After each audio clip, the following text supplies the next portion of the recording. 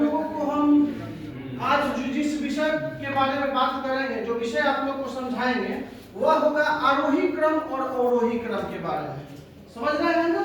लेकिन बाबू, आरोही क्रम और अवरोही क्रम के जानने से पहले हम आप लोगों से पहले जानना चाहेंगे कि जानकारी लेने से कुछ जानकारी होना चाहिए। जैसे क्या होना चाहिए? तो आप लोग गिनती पढ़े हैं, सबको गिनती आता है, गिनती का कॉन्सेप्ट पूरा क्लियर है। गिनती में किसी को दिक्कत नहीं ना है? गिनती में दिक्कत है तो पहले वो बता दीजिए, फिर हम बताएंगे। अगर गिनती का कॉन्सेप्ट आप लोग को पता है तो उसके बाद हमको ये भी चीज का पता होना चाहिए कि कौन संख्या पहले आती है, कौन संख्या बाद में आती है। ठीक है?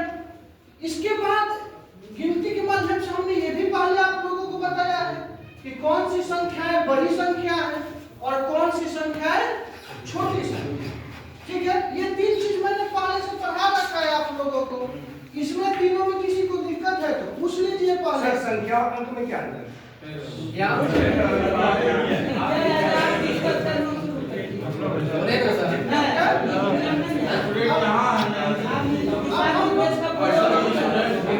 यही तक है, इसी ग्रुप से आ गया, इसी ग्रुप में रहेंगे। सबसे पहले हम आरोही क्रम के बारे में जाने आरोही क्रम होता क्या है पहले? ये चीज हम बता रहे हैं सर, ये चीज हम बता रहे हैं कि करके बता रहे हैं। देखिए, सबसे पहले आरोही क्रम होता क्या है, इसके बारे में हम आप लोग को बताते हैं। आरोही क्रम का मतलब होता है कि अगर हम छोटे से बड़ी संख्या की तरफ जाते हैं, असेंडिंग ऑर्डर, सीढ़ी छोटी संख्या से बड़ी संख्या की सीढ़ी तरफ जाते हैं, उसे हम लोग क्या बोलते हैं? आरोही क्रम। जैसे अगर आप छत के ऊपर चढ़ना है, जैसे हम लोग फर्स्ट फ्लोर पर आए हैं, तो ग्राउंड फ्लोर से फर्स्ट फ्लोर पर आने के लिए सीढ़ी है, वो असेंडिंग ऑर्डर में है, यानी बढ़ते क्रम में। पहले छोटे से हम लोग धीरे धीरे ऊपर तक आए हैं। ठीक है? उसी प्रकार से हम उदाहरण के तौर पर आप लोगों को कुछ संख्या यहाँ लिखेंगे, क्योंकि आप लोग इसे वाकिफ हैं। ठीक है? इस संख्या के माध्यम से ये भी चीज आप लोगों को पहले हमने बता दिया है कि कौन सी संख्या छोटी संख्या है और कौन सी संख्या बड़ी है। ठीक है?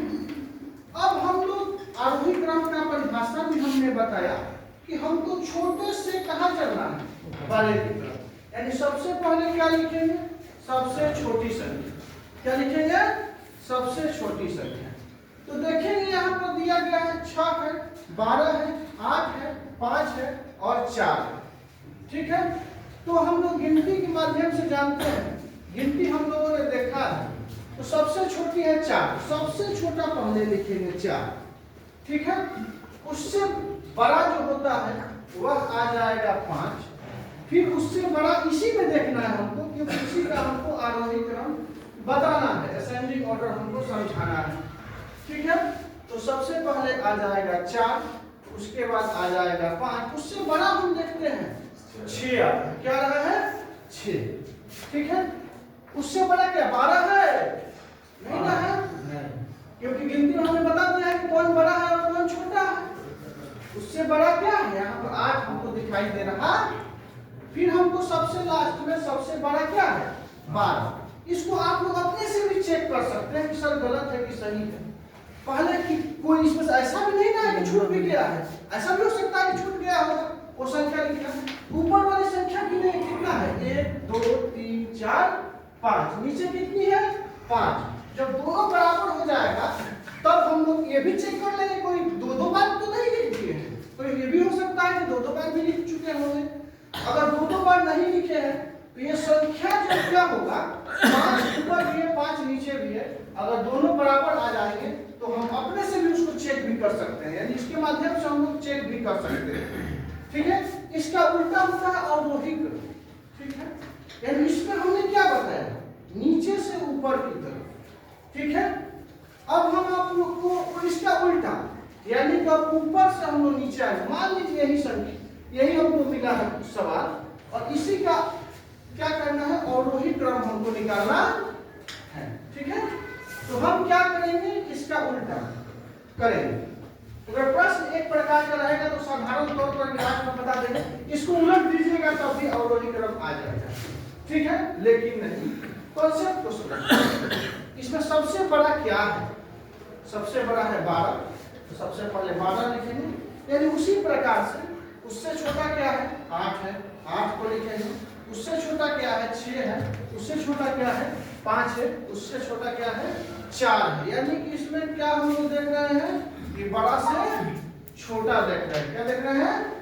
बड़ा से छोटा की तरफ। यानी कि दोनों के बारे में हम लोग को कॉन्सेप्ट क्लियर हुआ ना कि बड़ा छोटा हम बताए थे। इससे तुलना, इसका उपयोग हम लोग कहाँ किए? तो आरोही क्रम और अवरोही क्रम, यानी कि गणित में देखते हैं, यानी सब कॉन्सेप्ट जो होता है, अवधारणाएं जो होती है, पूर्व अवधारणाएं से जुड़ी हुई होती है।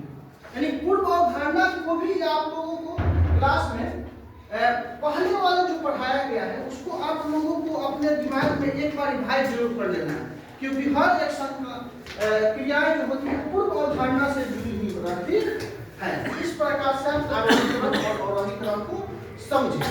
अब आपका कुछ सवाल है तो पूछ भी सकते हैं आप, या कुछ आप फीडबैक आप मेरे बारे में दे सकते हैं। तो बात में लगे, कोई सवाल करना है तो कर सकते हैं।